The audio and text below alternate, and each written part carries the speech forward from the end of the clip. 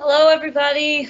Welcome to the Student and Family Forums. The bells in Bowman Hall clock tower just chimed, so it's time for us to get started. It's 5:30, so welcome, everyone. I'm Catherine Frank. I'm the Chancellor at Stout, and it is my pleasure to be able to join all of you this evening to have a conversation about the start of fall semester. So as we advance to the next slide, you'll see how this presentation is going to work. We'll provide a brief presentation that will address the questions that many of you provided in advance. And then that will be followed by a question and answer session. And you can, as you're doing, and I'm pleased to see it, continue to pose questions in the Q&A section. We'll moderate those questions as well as combine them with some of the questions that you have sent forward. And after the forum has concluded next week, we have to do a little bit of time behind the scenes getting the recording ready for posting, but it should be ready by July 28th next week, and we'll post the recording of the forum there. And if we did not get to some of the questions that have been posed in advance and today, we will post those questions and responses to those questions following the forum. If you have questions that come in after this, we will have ways for you to get in touch with us and get your questions answered. Just note that because of the technology we're using this evening, there may be a slight delay between slides, so be patient with us if that's the case. And then I'm going to move on to some introductions of the people that will be presenting this evening. These are our experts, and we have a wonderful team here at Stout, and people have been working really, really hard to prepare us to begin the fall semester in a safe and responsible way. So the presenters tonight will include Glenda Lee Rodriguez. She is the interim provost. She will talk a lot about academic affairs and how we're getting the classrooms and classes ready for the start of fall semester. Sandy Scott, our wonderful Dean of Students, whom you met during orientation. She will be talking about all things student affairs this evening. Jacqueline Bonneville, our Interim Director of University Housing. Justin Cron, our Director of University Dining Services. Phil Lyons is also joining us this evening. He's the Vice Chancellor for Administrative and Student Life Services and all things financial at the university. And Amy Littmers, who is our Chief Marketing Officer. Many of you have probably met her in virtual spaces, via social media and other things. That's her team. She's responsible for all of our communication on campus, and she's here to provide some information about communications going forward. So with that, I'm pleased to introduce our first speaker, Glenda Lee Rodriguez, and thank you again so much for joining us this evening.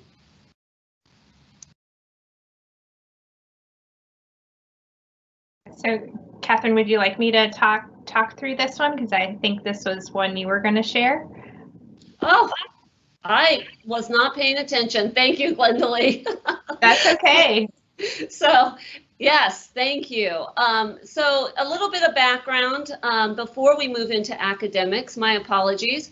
I just wanted to give you a little bit of background of how we got to this point in our preparations for fall. As you all know, our classes will begin September 9th, and we issued a press release with a joint press release with Eau Claire and River Falls back about a month and a half ago, back in June.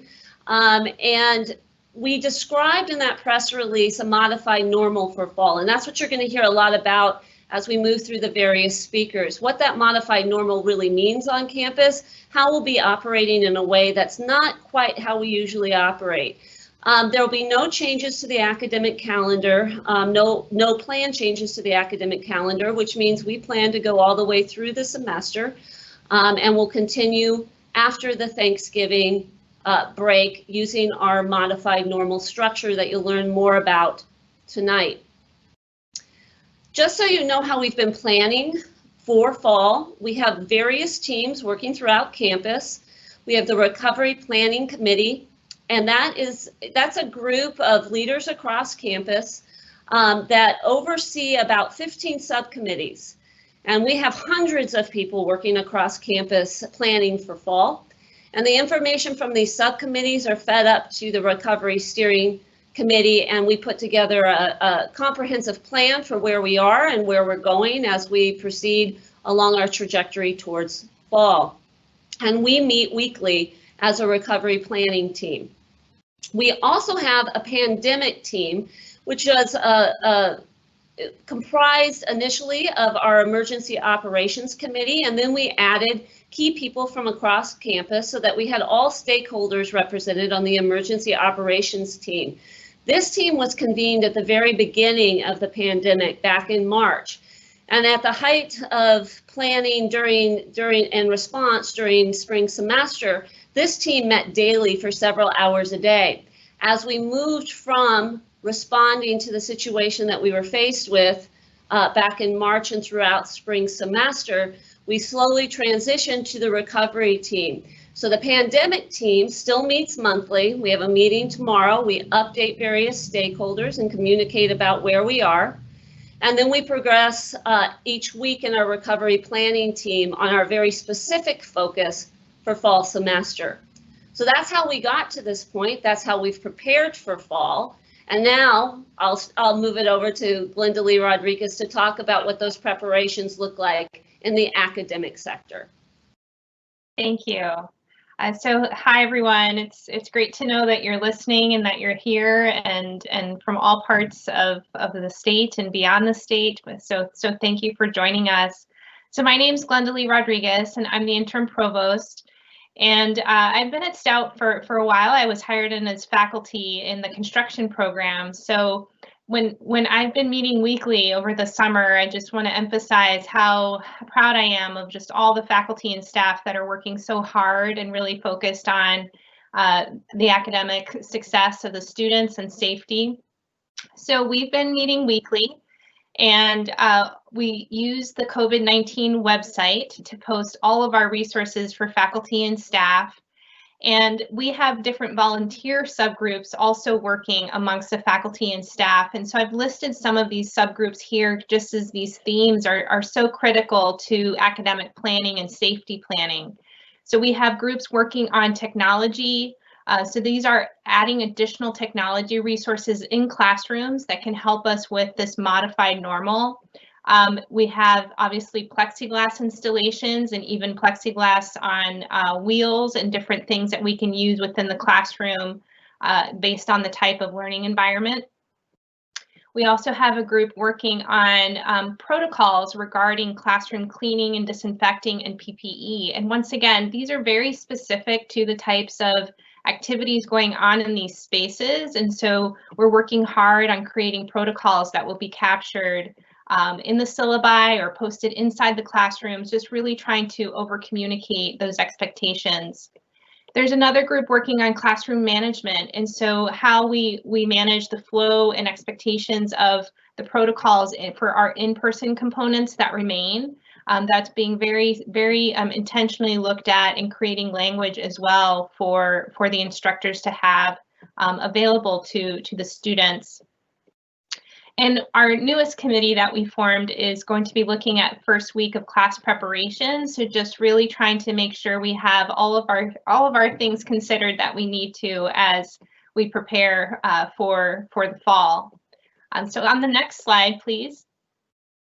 We've landed where we have 4 types of courses within the scheduling system. And if you received a communication from me last week, it was a big week of communications for us because when the summer first started, we had to work very hard and diligently to create changes to the schedule to prioritize both safety and student success. And so I just want to take a minute and talk about some of the criteria. There have been questions asked, how were these decisions made? And I just want to highlight the different considerations. It was very strategic. We started by conducting classroom density studies, looking at our spaces themselves within these classrooms. What would we need to do to be able to adhere to social distancing guidelines and safety protocols? And as you can imagine, that then led to the understanding that our classrooms needed to be at a lower capacity. We needed to also start to limit traffic on the campus and in buildings. So that led to conversations about looking at courses that could be shifted to be online, and then courses that could remain in person, and courses that would be hybrid. And as we were looking at that, then we started to get into very specific conversations around some key themes. We first wanted to focus obviously on safety and student success. We understand that we have our seniors, right? That's a big population that we really want to make sure is equipped to not create any delays to time to degree. We also have our new students, our first year students, and just really trying to make sure we're creating a college experience that we can provide for you as you journey into the campus. We also had the disciplinary consideration. So we're looking at the type of activities that are taking place, the learning outcomes for our courses, and then courses within programs. So we had departments and faculty talking across departments to really come up with a menu of options that we felt we could really ensure both safety and student success while still meeting those learning requirements. So what I wanted to really highlight, I know we have a lot of questions that are really specific to how is my instructor going to do X? How are they going to do Y? And what I want to highlight is that we're going to be working with our instructors on communications, but it's really going to be important that students connect with the instructor as well. So as the semester gets closer, you should start to hear, if you haven't yet, you should start to hear from your instructor, in particular as you prepare for that first day of class, which may be remote, or it may be in person, it may be a combination. But students will want to make sure to communicate with the instructor as well. So from your end, just really asking questions that you might have around attendance, around cleaning and disinfecting protocols. How will your instructor be available for office hours, which we are encouraging folks to try to do that virtually with that lens of limiting traffic on campus when possible. And Stout is a lot about open labs, and we want to, we're working on a scheduling ability for open labs and planning around that. So those are pieces of information that we're working on very much to really foster the success that everybody will need. Next slide, please. So the last slide that I have, I just want to talk a little bit about what we've done then also in terms of professional development for our instructors. We recognize that in the spring we had to pivot really quickly, and instructors had really just a week, and it coincided very shortly after spring break to really bring the campus to what it needed to do to finish the semester. Over the summer, we've launched a very intentional professional development program for our instructors. And not only does it assemble best practices and resources around flexible delivery formats, but more specifically, we tuned into survey results from our students that were collected last spring, from our faculty and instructors last spring. And so we went through that data to really create the professional development opportunities that are taking place this summer as your instructors are preparing for you to be back in whatever modality that might be. We also intentionally have created some new offerings. So we hear that some students are hesitant to start their college experience on campus. And for our incoming students, we've created a track of general education course offerings that are virtual. So it's a cohort opportunity, a community of learners around that new population. And they're working with online instructors that have taught online. And really that experience is going to be connecting you to the campus virtually as best we can, and continue that networking piece so that you feel more supported as you start your experience. We also offer an online track for working professionals. So we do have students, or I should say working professionals, that are also looking at this time thinking maybe now is a time to finish my degree or start to take a course or two during this time of a lot of different changes. And so we have a track specifically for those working professionals as well. That's a virtual offering to really build community virtually. So it's been a busy summer, and I'm looking forward to helping address any other questions you might have for academics. But with that, I'll turn it over to the next slide and the next presenter. Great, thanks, Glenda. And just like Glenda mentioned, faculty and instructional staff have been working really hard. So too have the staff in student affairs. And it's certainly my privilege as the Dean of Students to be able to work with amazing staff who've put hours into planning and pivoting as things have changed to be able to bring you the most current information we have about what your experience will be like as a new student this fall at Stout. So you're probably wondering, well, what's going to be the same? What's going to be different? I have this image of what college is going to be like. So I want to talk through some of the things that you can expect. And in case there's any returning students joining us for this session, some of the things that will be the same too. So first, I think it's really important that all of our families know that all of the decisions that we've been making have been made with the safety and health of our campus community at the heart of every decision. And sometimes I'm sure it can feel like, how could that decision have been made? I would ask that you trust us, that we want to be back here with all of you. We know that's what you want. And so we are trying to put absolutely everything in place that we can to ensure that we're doing our part. And I'm also going to ask you to do your part as students in ensuring that the safety of our community happens when you're all back this fall. And we know with college, of course, the excitement comes with the freedom and independence that comes with that transition to a new experience and leaving that K-12 system behind and moving on to this next step in your professional and academic journey. With that freedom and independence, though, also does come a level of responsibility.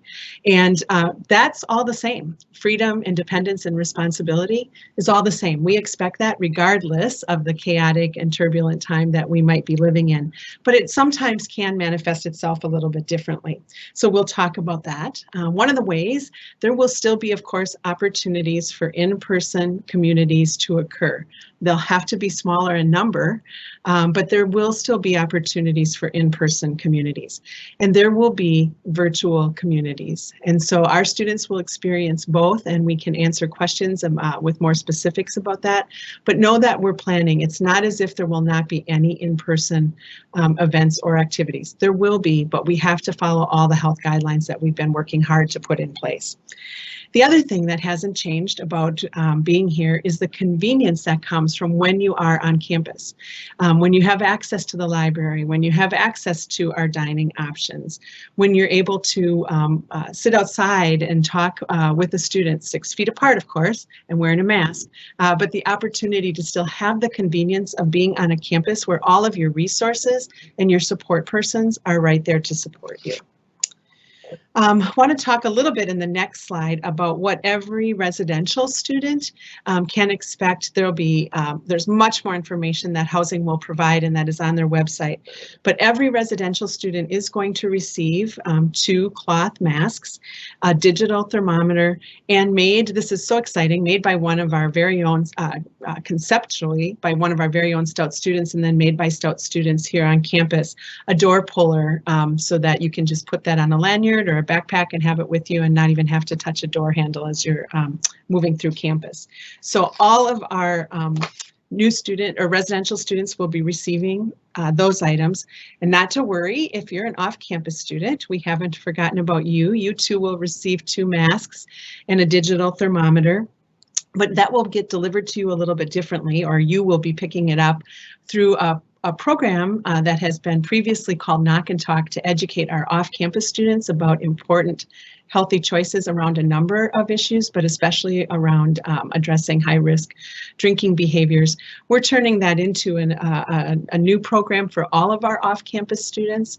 And so you'll be getting information about how you can come to the Sports and Fitness Center that first week of class to walk through, again, in a very safe way to pick up these items, as well as lots of other information that we think it will be really important for you to have to start the year. So we haven't forgotten, of course, about our off-campus students, and you'll be getting most of those items as well.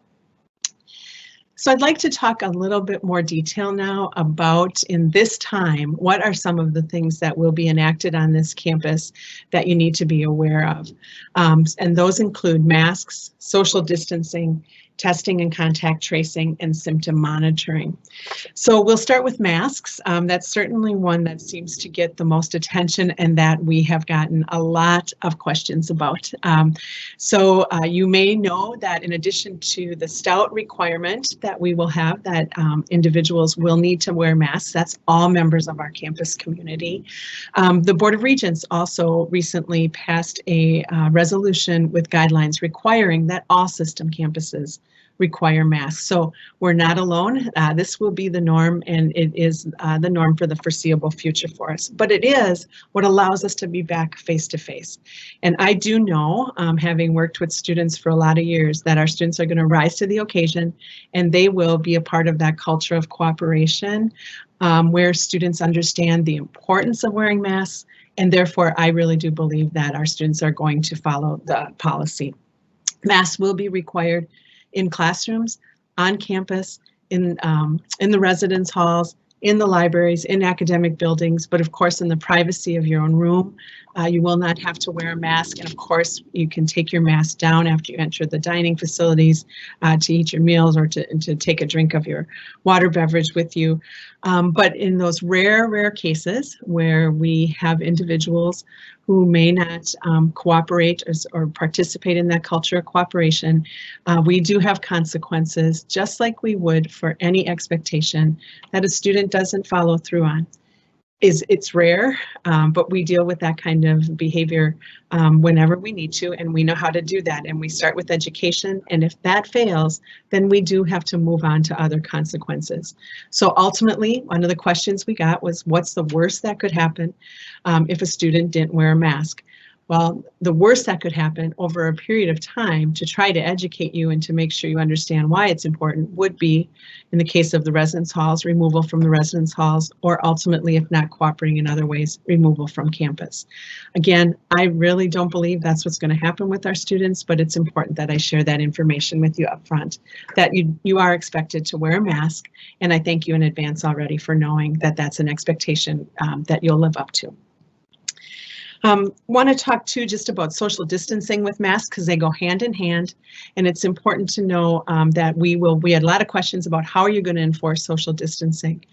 Again, I think our students will rise to the occasion and understand that it's their responsibility to socially distance, but we're helping you out all over campus. If you were to come to campus tomorrow, you would see everywhere information with signs on the floors about reminders about 6 feet, placed 6 feet apart. Every entranceway to every building has that information, as well as in the buildings.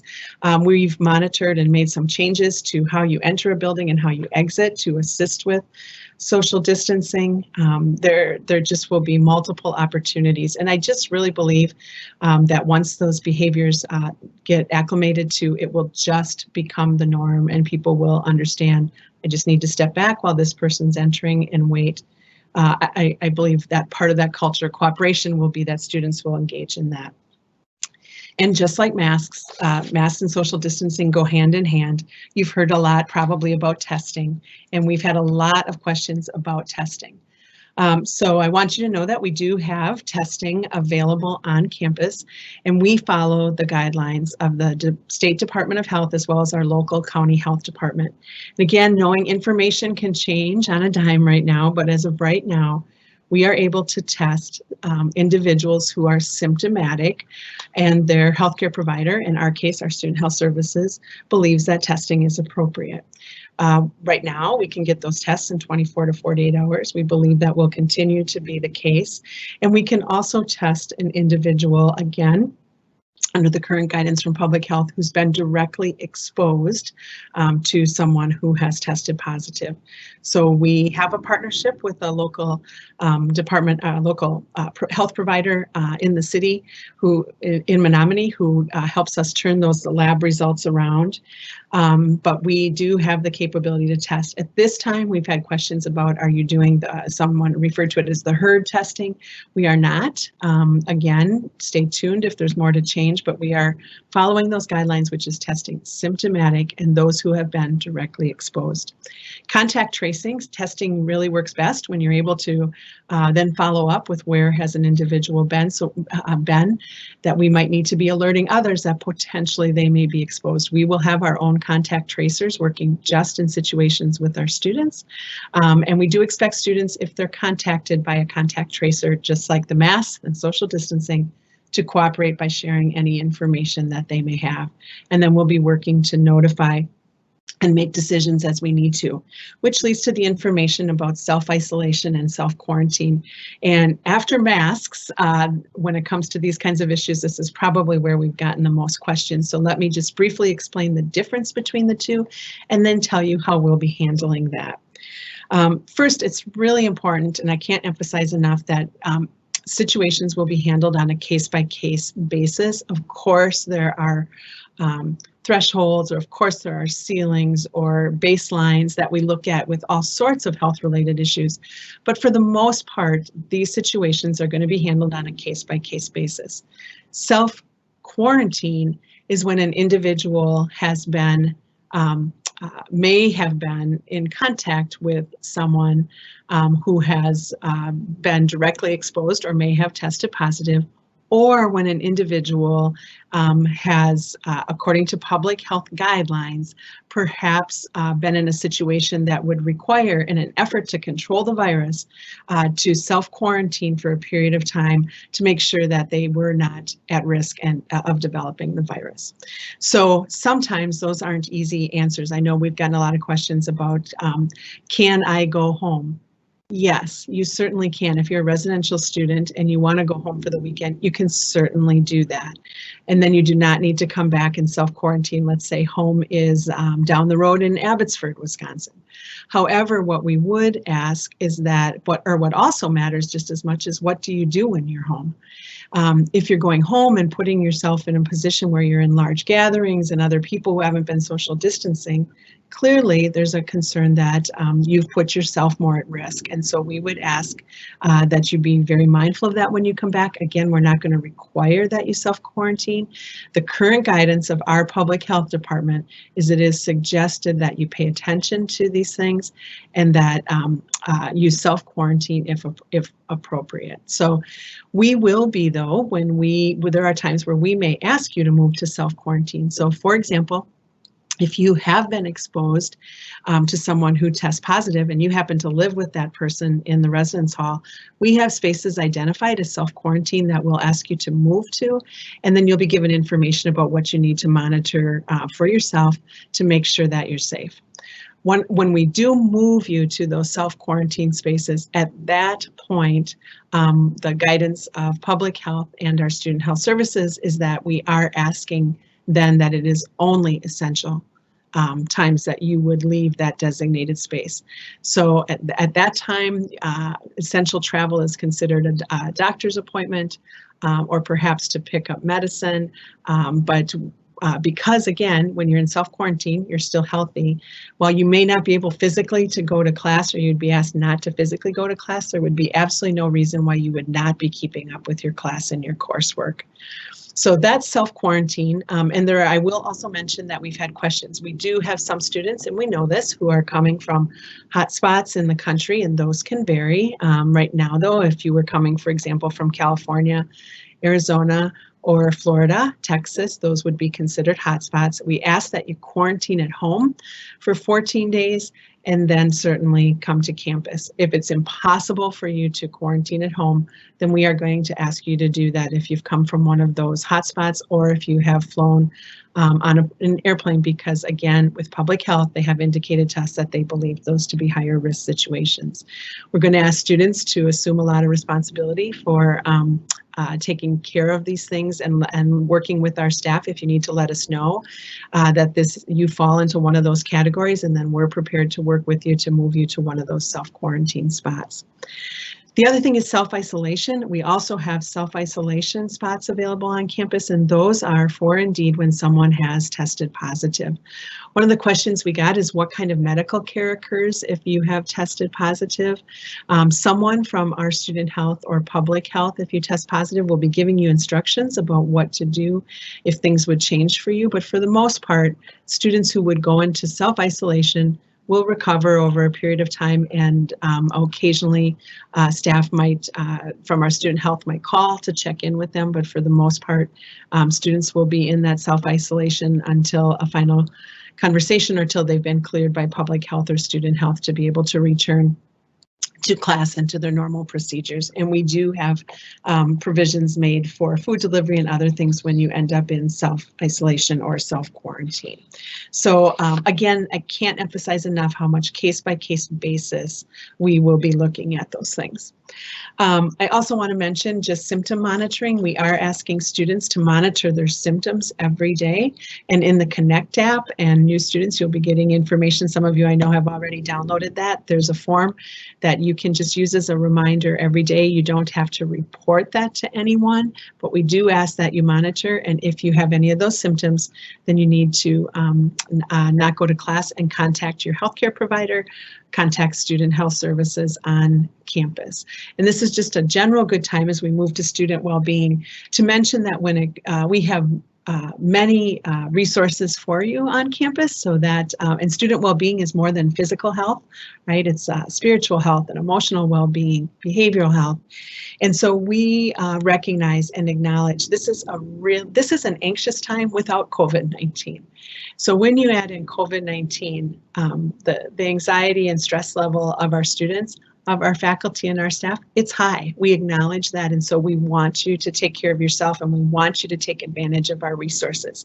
Student health services, our model there is always call ahead. We don't want you just showing up. That's a part of our way to help control this as well. So call ahead, and they will tell you exactly what you need to do, and that could include coming in to see them.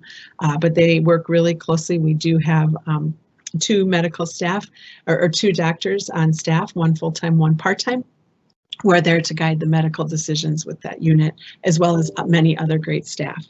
The Counseling Center will continue to have both an on-campus presence as well as engage in telehealth. So there will be opportunities for you to engage there. And then starting this fall, we have an app that is a lot of times students don't need necessarily a visit to deal with that anxiety to the counseling center, but they might need just some resources. And this app provides a lot of sort of self-help and tools that can get you through those tough times. So this is just a sampling of what's available to students. There are many other resources that are available to you as well. Want to just quickly mention for laptops for first-year students, you are going to get an email the first week in August that is going to ask you to verify the address that you would like your laptop mailed to you. We don't want to assume that the address that's in Access Stout is the address where you could receive your laptop. And so then the second week, maybe a little bit overlap into the third week in August, if you are a new student, laptops will be mailed to you. If you're a returning student, juniors typically are the ones who need to do laptop refresh. For those students, details still being worked out, but that will be available on campus to you, and you will sign up for appointments so we can do that in a safe, socially distanced way. And that will be over a period of 3 weeks, so you'll have plenty of time to do that. So at this point, I'd like to turn it over to Jacqueline Bonneville, who's our Interim Director of University Housing, because we know a lot of you have questions about housing. Hello, everyone. Thank you so much for joining us.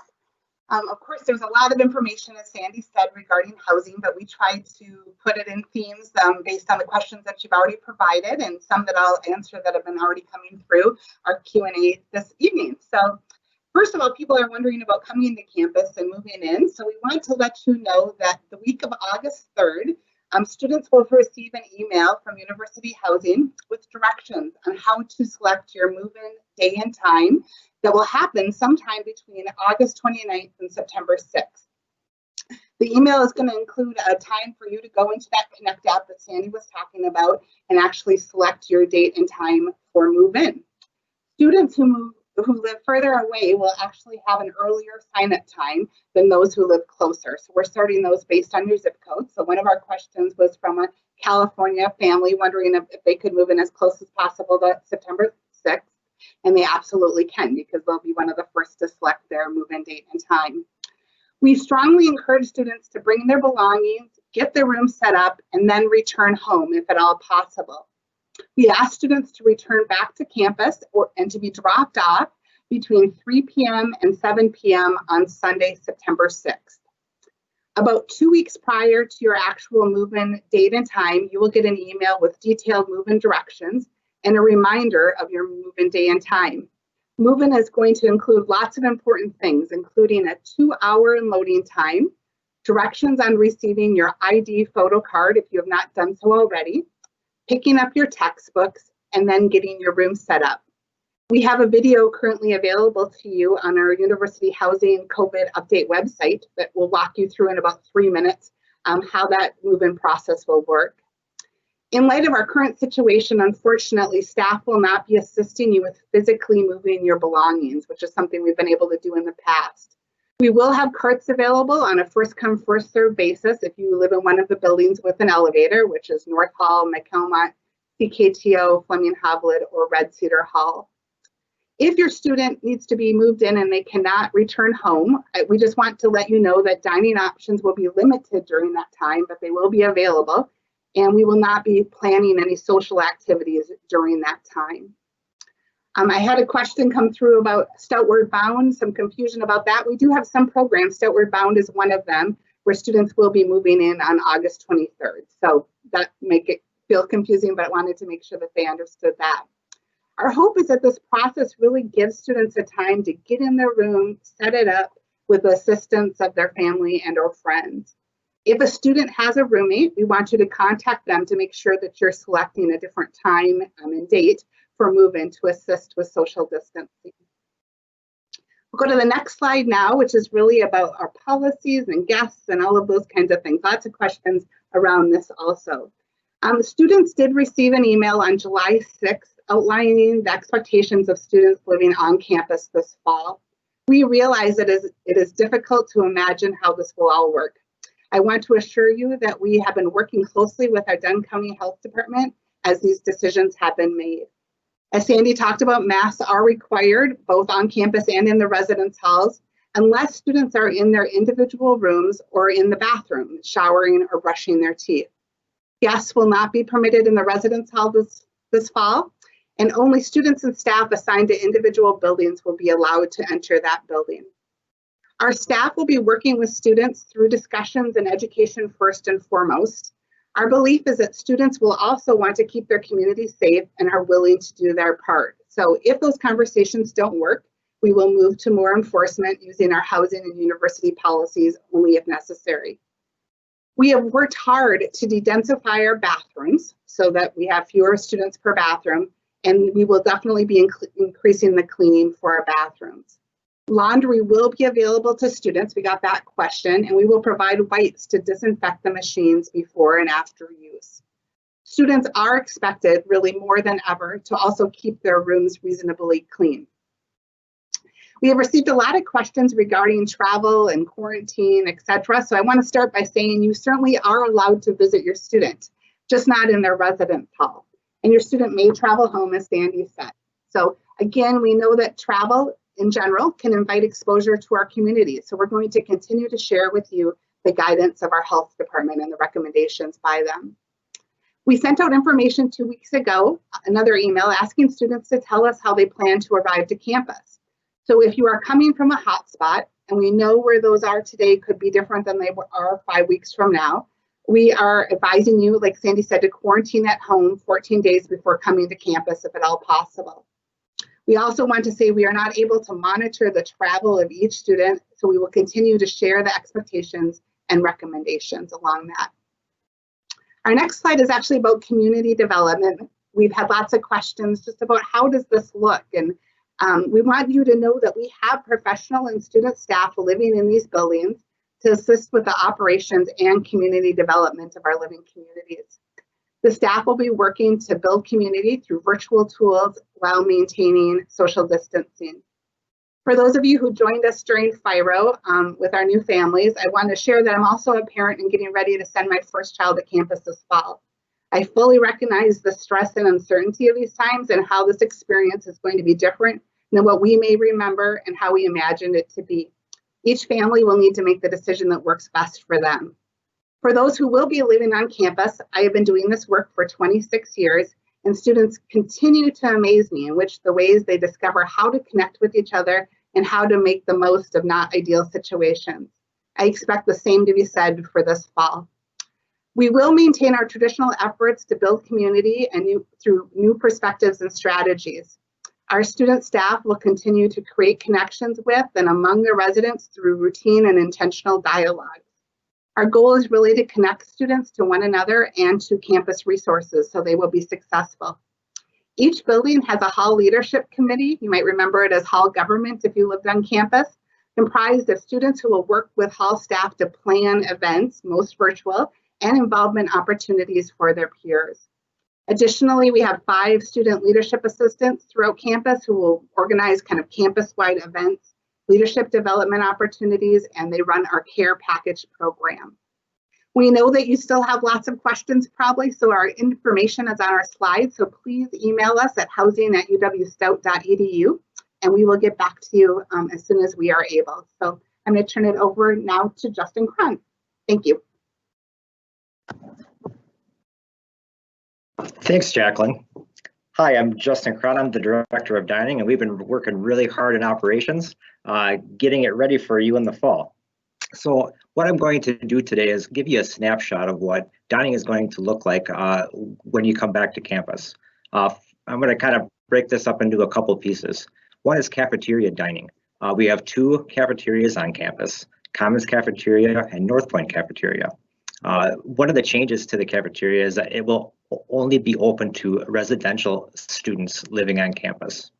I'm going to talk about some of the layout and options that are available too, because we've been getting a lot of questions on that. And no worries, there's going to be a lot of your favorites available. You're going to have grill, pasta, tacos, salads, entree salads. For those that are going to be missing the salad bar, plenty of salad options there. Deli sandwiches, and all of these entrees will also include a vegetable and starch, and you will also get an additional 2 side choices, desserts and beverage. So again, plenty of choices out there. Those students who are living on campus will also be issued a reusable takeout container and cup that will be used so they can either dine in or carry out, and the rest of their dining materials like silverware and such will be disposable. The areas in dining will all be marked for social distancing, including the entryways, the dining room areas. All the seating will be marked in 6-foot distances, and lounge areas across campus at some of our satellite locations. There's also plexiglass barriers around areas such as cashier stands, not only to keep the students safe, but also our employees safe as well. We'll also have enhanced cleaning schedules in all of our operations. We have all tap to pay systems on all of our registers, so there's no need to handle cash. The student can just take their blue card and tap it and be on their way. We even converted one of our retail operations, the Commons Express retail operation, into a cafeteria express. So students who are on the baseline plan living on campus can go to that express location to get deli sandwiches and entree salads, the same as if they were coming to the cafeteria operation. That'll help us spread out the crowds a little bit across campus. Another great thing we're allowing baseline plan users is to go into retail operations and get baseline pricing for specials in retail dining. That's just to increase the value and increase the variety for the students who are living on campus. Baseline cafeteria prices will remain the same throughout the year. There will also still be a lot of vegetarian and vegan options available. and our special diet pantry for those with any medically diagnosed special diet need. They will still have the opportunity to use those resources. One thing we also have is something we call recovery meals available to students who are either ill, isolated, or in quarantine. And they can go online and request these recovery meals, and they will be delivered to their dorm. And then the housing staff will actually deliver those to their room. Now I'm going to talk about retail dining. Retail dining will be open across campus for both on and off campus students. We've changed some of our menus to facilitate quick service. Again, I'm going to reiterate that people who are on the baseline plan living on campus can also get menu items at baseline prices in retail operations. Then also we are launching Transact mobile ordering. And you can go to your app store on your mobile device and download Transact mobile ordering, and there'll be a link for Stout. This will be live when students come to campus. It's going to be a great opportunity for them to order ahead, pay ahead, and pick up. That means they don't have to stand in lines or very little lines. And there'll be 3 pickup locations across campus in the Price Commons, Student Center, and North Point operations. So I look forward to launching that as well. And now I'm going to turn it over to Phil for the next slide. All right, good evening, everyone. My name is Phil Lyons, and I serve as the Vice Chancellor and Chief Business Officer for the university. And you know that you're in the final stretch when you hit the financial questions. So here we are. And the first one is tuition. We get a lot of questions about tuition, and this is really a system-wide philosophy. Many, the UW systems have all subscribed to the fact that whether we provide online, hybrid, or in-person classes, we continue to deliver a high-quality learning experience for our students in accordance with the tuition that is set by our legislature. You know, one of the main expenses of delivering a class is the quality of the faculty member that's really delivering that lecture. And if it's delivered online, if it's delivered hybrid, if it's delivered in face-to-face delivery, it's still that same quality faculty member that is imparting that knowledge. So the tuition is going to remain the same. The next slide looks at fees. And right now there are no across-the-board plans to refund our segregated fees. And to talk a little bit about what is a segregated fee, those are the student services like health services, recreation, health services, student activities, campus card. There continues to be a lot of structural costs that are required to maintain the fee-funded student services and facilities, including cleaning, the personnel, and really how we're approaching this is creating new ways to deliver these services in a COVID-friendly way. At the present time, we have no plans to refund housing and dining fees. And why is that? Well, that's because we do not plan on closing. So last spring, we did close, as I think almost every university did across the country, and refunds were given. We have no plan to do that this year, and so there's no plan to articulate that kind of option. And one of the expenses is really creating that safe environment. So let's talk a little bit about that. Facilities maintenance reports to me, and we have been doing a lot of work in this area. We have increased and we have additional cleaning protocols, including additional personnel. We have industrial cleaning products like Virex Plus and Oxifer. They're hospital quality sanitizers. And I was saying to my facilities director, you can tell an industrial cleaning agent because it has to have X in its name. There's also social distancing. The service centers have all been redesigned and signed. You'll see when you come to various places like student business services that the signage really directs people how and where and the manner in which they can get the services to maintain that 6-foot distance to ensure safety. And then finally, we've gotten a lot of questions about air handling and ventilation. We've put in special M13 filters. Those are CDC recommended. And the other recommendation from the CDC is to bring additional fresh air into the building, just to keep that air ventilation flowing. So those are some of, not limited to really, but those are just some of the very important things that we're doing to create that safe environment across the campus. And then recreation and fitness reports to me as well. And I'm happy to say that we are doing a soft opening of that facility right now. Social distancing, like I said in the previous slide, will be enforced. And we are really retooling recreation programs and fitness. We're socially distancing our cardio area, and I'll give you a little example of what we're doing there.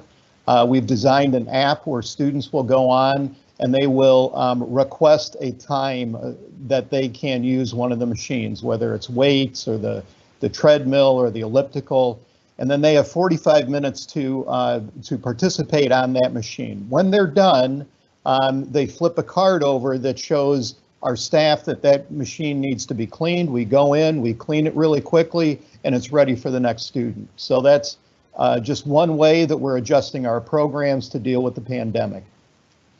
We also have really spread our machines across our space. And some of that space is using other recreational areas like our West Gym. Because of that, we're waiving the additional fitness fee that normally was charged to students when they signed up for the cardio areas because of space. And so that's another advantage or another thing that we're doing to make the atmosphere and the experience that much better. And finally, I've had a lot of questions about intramurals. We are doing things to offer intramurals in a COVID-friendly way, but those contact intramurals like pickup basketball, there's a decision pending, but I would say that it's probably very unlikely that those are going to be offered. We'll do different things, but those physical contact intramurals, probably not. And that's my last slide. Okay, good evening. My name is Amy Littmers, and I'm a Chief Marketing Officer here at UW-Stout, and I'm going to close tonight's presentation for a part of the forum by just briefly highlighting some of the ways that we want to make sure that we all stay in the loop on things that are going on. So as all of the panelists that spoke tonight have mentioned over and over, students are going to be repeatedly getting emails with updates and changes in important information. So I can't emphasize enough how important it is, students, that you check your emails for regular updates. It's the #1 way that we get in touch with you to make sure that you're kept in the loop. Once school starts, there'll also be the daily e-newsletter, Campus Life Today, that will include important feature updates. Beyond that, if you're seeking an answer to a specific question, the first place we'd like you to go is the COVID-19 website. We're updating that on a daily basis at a high level. And then there are subsites off that if you have specific questions about areas like housing and dining and some of the other areas that have spoken tonight. I mean, you can get into some pretty deep details on answers to questions by just starting there. You can also feel free to message us on any of the social media channels. We are very responsive on getting back to folks with questions that are there, and we provide regular updates on those channels as well. Or you can pose a question directly to the COVID-19 update email, and your question will be routed to the right expert to get back to you in an extremely timely manner. And then finally, I know, like Jacqueline, I'm a parent of a college student too. I know that sometimes that information doesn't always filter back to families in the way that some of us as parents would like during these difficult times. And we do have a monthly e-newsletter called Stout Fam that I would encourage families out here to sign up for. You can just go to our website and either search Stout Fam or use the email link here on the slide. And it's an opt-in list, and you'll get a monthly newsletter update. And you'll hear a lot of the same information that your students are receiving, as well as just some other general campus information. And you can unsubscribe at any time if you decide you don't want to be on that list. But otherwise, that comes out the first of every month. So with that, I'm going to turn things back over to our moderator, Meredith. Good evening, everyone. We're going to extend our time here by about 5 minutes, going till 6:35, so we have time to answer a few additional questions. And our first one is about the student experience. Could you talk about what kinds of extracurricular activities students can get involved with? Sure, happy to do so. In fact, had a great meeting today with some of our student activities folks, and tomorrow actually 700 of our amazing student organization leaders are going to be getting an email outlining for them some of the information they need to know, because they're already planning great activities and events for fall. So just so you are aware that our student organizations, as well as our professional staff and student activities and student involvement, fully intend to continue to thrive and offer events and activities. There will not be large events. We do have a cap on the number of individuals who can participate in events. While the weather is still nice, we are planning for a lot of outdoor events. We can have 25 more people outdoor. And so we have some great creative minds working on some outdoor programming that will allow us to take advantage of the nice weather. But there will be both in-person and virtual events throughout the entire semester. And again, I know just how creative our students and our staff can be when it comes to planning for those kinds of events. So yes, there will be a lot going on. And I'll also just take a moment to mention at this time for our orientation for our first year students, there will be both in-person and virtual events for that as well. So whenever we can, we are trying to, we know how important it is, especially those first few days, to give students an opportunity to meet one another. And so of course that'll be happening in housing if they live on campus, but for all students, we're going to be breaking them into small groups of about 10 students so that they can have some folks that they can get to meet right in those first few days. Thank you. We also have a few questions about the academic experience. And the first one is, do you anticipate there will be any more changes to the course delivery modes between now and the start of the semester? Hi, that's a great question. So, this is a very dynamic situation, but we're going to work very hard that if changes arise, they will be well communicated. So similar to the communication that I had last week, we very intentionally worked to make sure all of the changes were made and that announcement went out when people could look and see the most current information. And so we would coordinate that and really try to communicate that with you and over communicate it as quickly as we can. Thank you. Also related to the academic experience, for students that are in self-quarantine or isolation, how will they continue their coursework? Very, very good question. So there's a lot of different things to consider with that, right? It's going to depend on the course, the time in the semester, the type of activities that are planned for those particular days while that's occurring. And so that goes back to really talking through expectations and seeing that from the instructor perspective. We are working very hard to make sure that there's flexibilities, but ultimately it will be a very case scenario driven conversation, and it will rely on the student communicating with the instructor and the university as we work through that together. Thank you. And one more question related to the academic experience. How will tutoring be handled? So much like we did in the spring, we were able to provide both virtual and on-campus options, right? As we were transitioning to go completely virtual. So I would think that we're going to continue that process. So we have, those are student employees, and I think once again, it's very disciplinary, similar to open lab assistants, which sometimes happens in that staffed as well.